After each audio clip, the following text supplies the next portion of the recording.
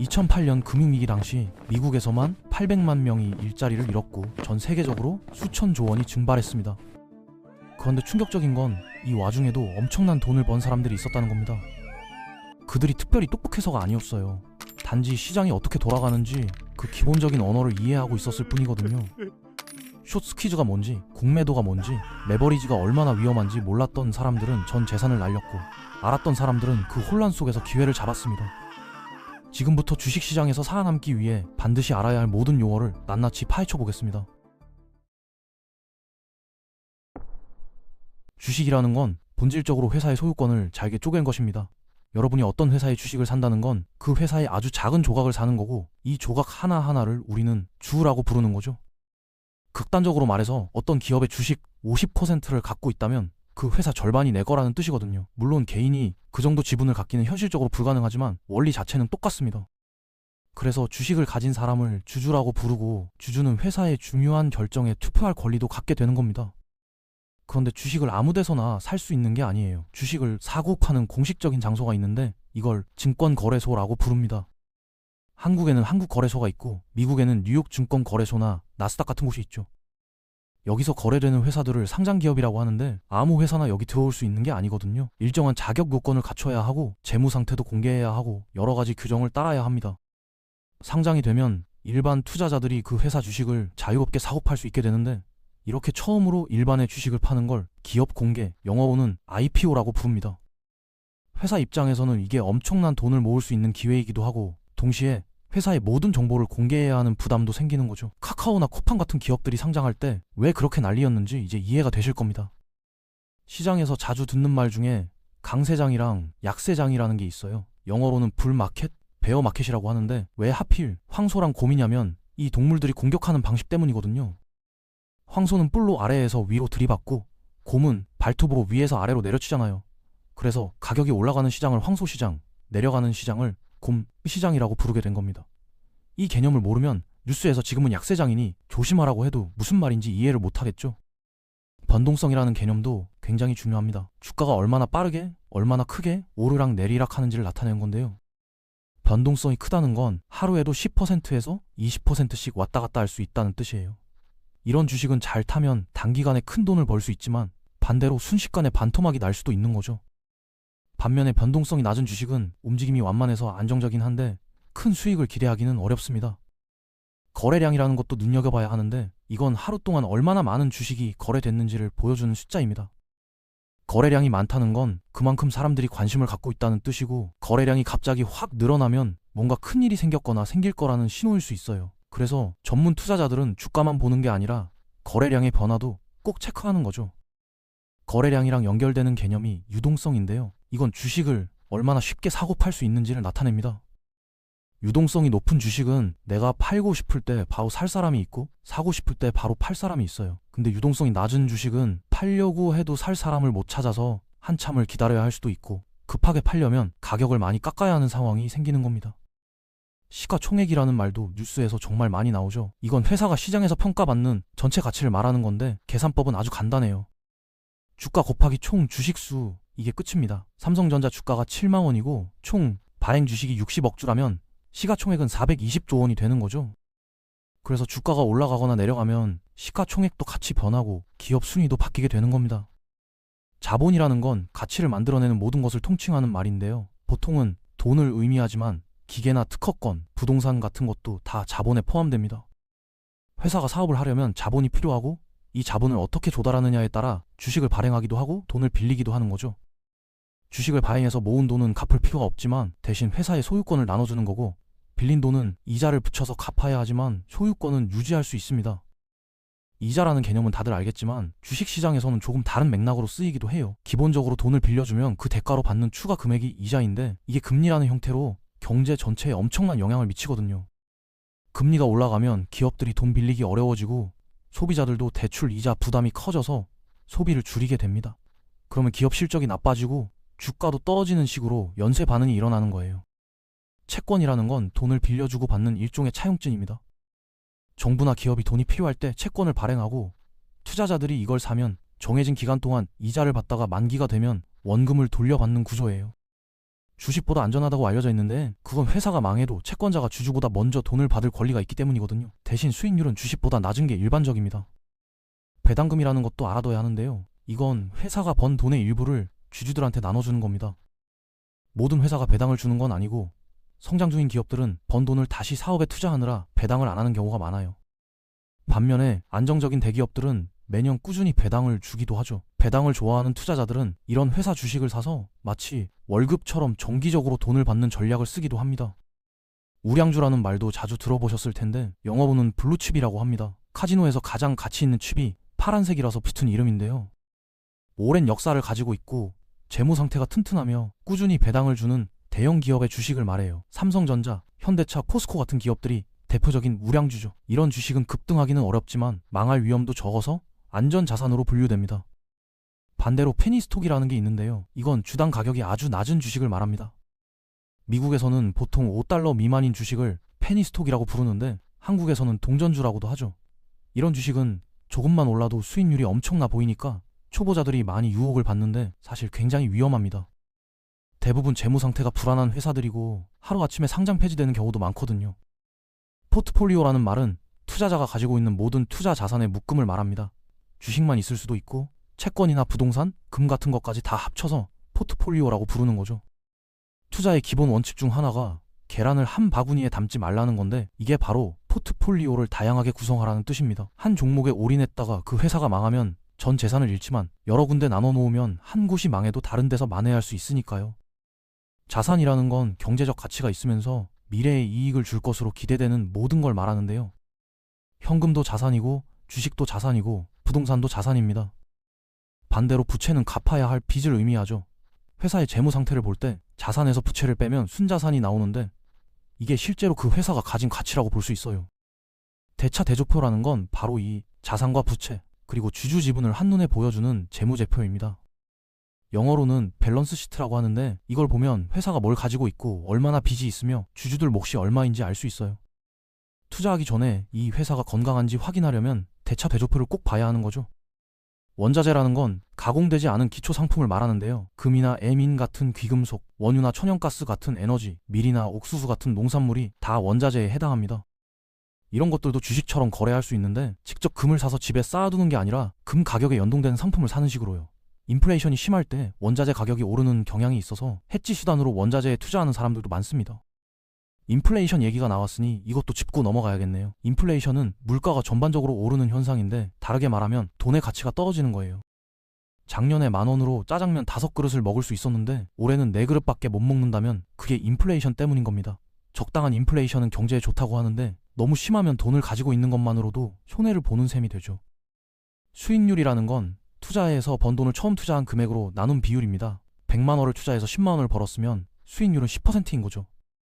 근데 여기서 중요한 게 수익률만 보면 안 되고 얼마 동안 걸렸는지도 봐야 해요. 1년 만에 10% 번 거랑 10년 걸려서 10% 번 건 완전히 다른 얘기잖아요. 그래서 연평균 수익률이라는 개념을 쓰는 겁니다. 복리라는 건 정말 마법 같은 개념인데요. 이자가 이자를 낳는 구조를 말합니다.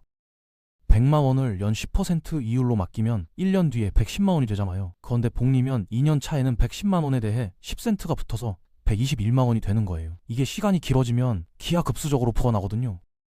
아인슈타인이 복리를 인류 최고의 발명이라고 했다는 말이 있을 정도입니다. 주가 수익 비율, 줄여서 PER이라고 하는 건 주식이 비싼지 싼지 판단하는 가장 기본적인 지표입니다. 주가를 주당 순이익으로 나눈 건데요. 이 숫자가 높으면 현재 수익 대비 주가가 비싸다는 뜻이고 낮으면 싸다는 뜻이에요. 근데 이게 절대적인 기준은 아니고 업종마다 평균이 다르거든요. 성장주는 PER이 높은 게 당연하고 가치주는 낮은 게 일반적이에요. 주가 순자산 비율이라는 것도 있는데요. PBR이라고 부릅니다. 주가를 주당 순자산으로 나눈 건데 이게 1보다 낮으면 회사의 장부상 가치보다 시장에서 더 낮게 평가받고 있다는 뜻이에요. 이론적으로는 이런 회사를 사서 청산해버리면 이익을 볼 수 있는 거죠. 물론 현실은 그렇게 단순하지 않지만 저평가된 주식을 찾을 때 많이 쓰는 지표입니다. 주당 순이익은 EPS라고 하는데요. 회사가 번 순이익을 총 주식수로 나눈 겁니다. 주식 한 주가 얼마만큼의 이익을 내고 있는지 보여주는 거죠. 이 숫자가 꾸준히 올라가는 회사는 실적이 좋아지고 있다는 뜻이고 떨어지면 반대로 실적이 나빠지고 있다는 신호예요. 분기마다 발표되는 실적에서 이 숫자를 확인하는 게 중요합니다. 지수라는 건 여러 주식의 가격 움직임을 평균 내서 하나의 숫자로 보여주는 겁니다. 한국에는 코스피랑 코스닥이 있고 미국에는 S&P 500이나 다우존스, 나스닥 지수가 있죠. 이런 지수를 보면 시장 전체가 올라가는지 내려가는지 한눈에 알 수 있어요. 뉴스에서 오늘 코스피가 몇 포인트 올랐다 내렸다 하는 게 바로 이 지수 얘기인 겁니다. ETF는 상장 지수펀드의 약자인데요. 쉽게 말해서 여러 주식을 묶어놓은 바구니를 주식처럼 사고 파는 겁니다. S&P 500 ETF를 하나 사면 미국 대형주 500개에 한꺼번에 투자하는 효과가 있는 거죠. 개별 주식을 고르기 어려운 초보 투자자들한테 인기가 많고 수수료도 일반 펀드보다 저렴한 편이에요. 뮤추얼 펀드는 여러 투자자들한테서 돈을 모아서 전문가가 운용하는 펀드입니다. ETF랑 비슷해 보이지만 차이점이 있어요.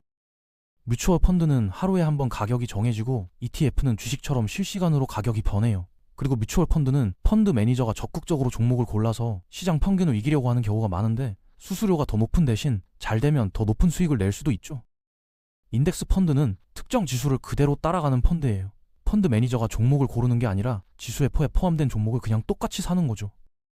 그래서 수수료가 낮고 시장 평균 수익률을 거의 그대로 얻을 수 있어요. 장기 투자자들 사이에서 인덱스 펀드가 인기 있는 이유는 통계적으로 대부분의 액티브 펀드가 장기적으로는 인덱스 펀드를 못 이긴다는 연구 결과가 많기 때문입니다.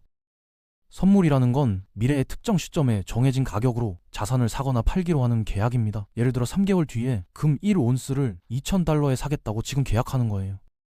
3개월 뒤에 금 가격이 $2,500가 됐어도 나는 $2,000에 살 수 있으니까 $500 이득인 거죠.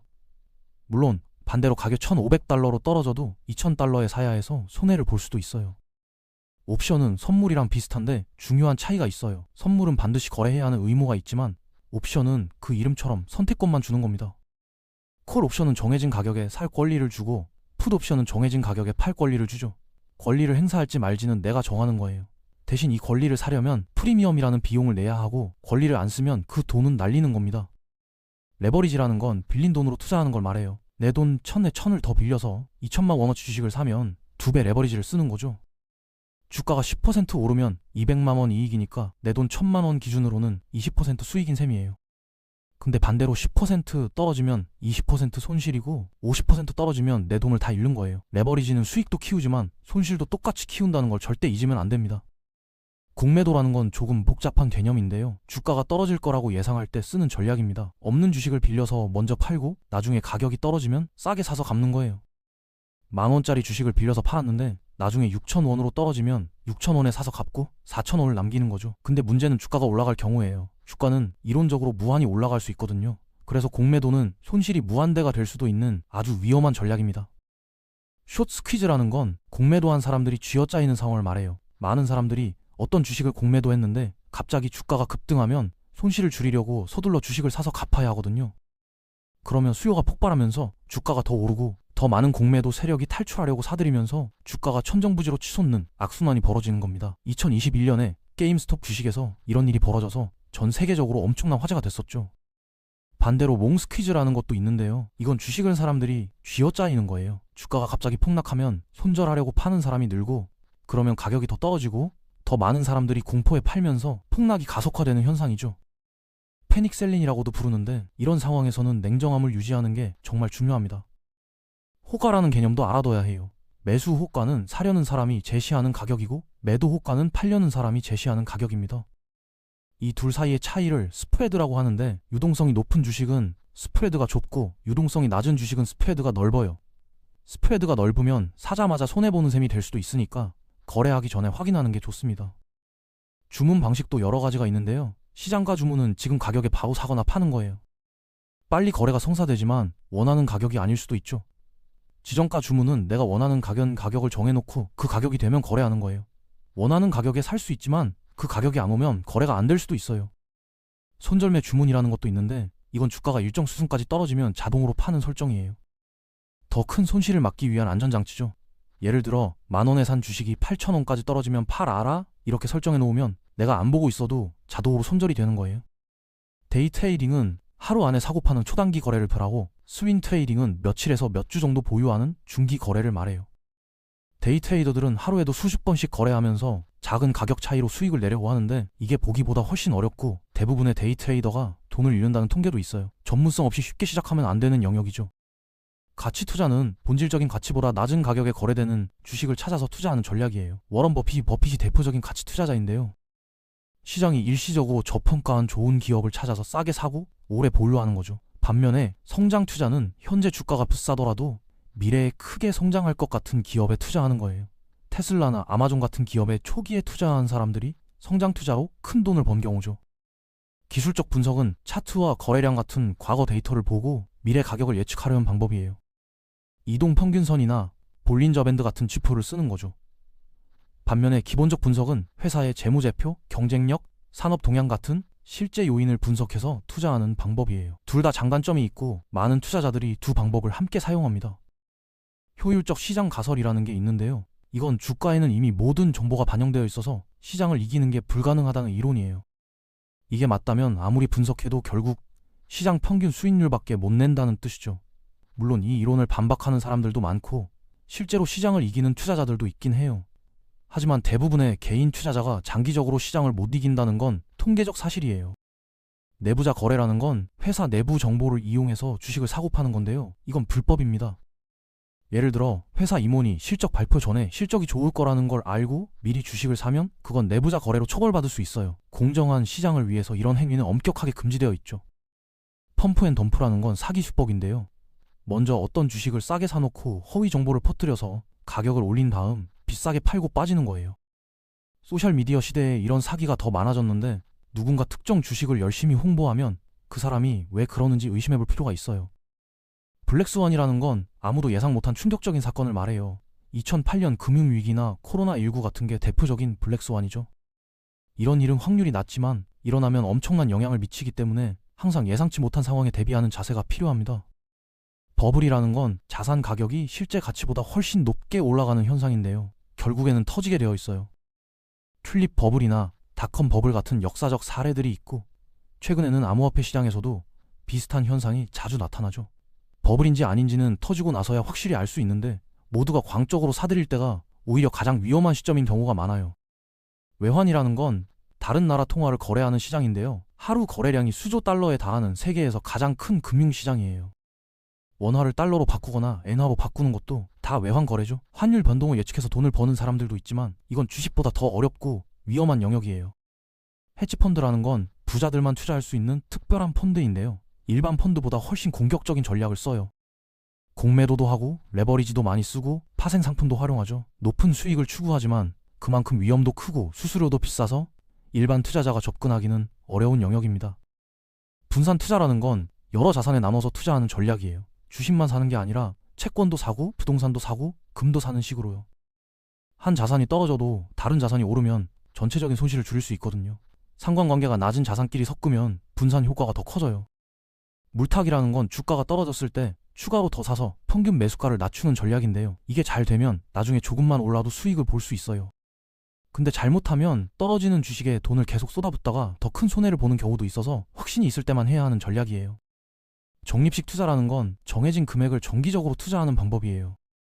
매달 50만 원씩 특정 주식이나 펀드를 산다고 하면 가격이 높을 때는 적게 사고 낮을 때는 많이 사게 되니까 평균 매수가가 안정되는 효과가 있어요. 시장 타이밍을 맞추기 어려운 개인 투자자들한테 추천되는 방법이죠. 주식 티커라는 건 각 주식을 구별하는 고유한 약자예요. 삼성전자는 00559330이고 애플은 AAPL이고 테슬라는 TSLA죠. 이 티커를 알면 검색할 때 편하고 실수로 다른 주식을 사는 걸 막을 수 있어요. 지주회사라는 건 직접 물건을 만들거나 서비스를 제공하는 게 아니라 다른 회사들의 지분을 가지고 있는 회사예요. 삼성물산이나 SK가 대표적인 지주회사인데 이런 회사들은 여러 자회사를 거느리면서 그룹 전체를 관리하는 역할을 하죠. 개인 퇴직 계좌, 즉 IRA라는 건 노후 대비를 위한 특별한 투자 계좌예요. 여기에 투자하면 세금 혜택을 받을 수 있어서 장기 투자에 유리하죠. 미국에서 특히 많이 쓰이는 개념인데 한국에서는 개인연금 같은 비슷한 상품이 있어요. 유니콘이라는 건 기업 가치가 10억 달러 이상인 비상장 스타트업을 말해요. 실제로 유니콘처럼 희귀하다고 해서 붙은 이름인데 요즘은 유니콘이 너무 많아져서 데카콘, 헥토콘 같은 말도 생겼어요. 데카콘은 억 달러 이상, 헥토콘은 1000억 달 이상인 기업을 말하죠. 고래라는 건 엄청나게 큰 자금을 가진 투자자를 뜻해요. 이들이 주식을 사거나 팔면 그 자체로 시장에 파도가 일어날 정도거든요. 기관 투자자나 억만장자들이 고래에 해당하고 개인 투자자들은 이런 고래들의 움직임을 주시하면서 힌트를 얻으려고 해요. 여기까지 주식시장에서 꼭 알아야 할 핵심 용어들을 정리해봤습니다. 처음에는 어려워 보여도 하나씩 이해하다 보면 뉴스도 잘 들리고 투자 판단도 훨씬 수월해질 거예요. 중요한 건 용어를 아는 것만으로는 돈을 벌 수 없다는 거예요. 이건 그냥 시작점일 뿐이고 진짜 공부는 지금부터란 거 잊지 마세요.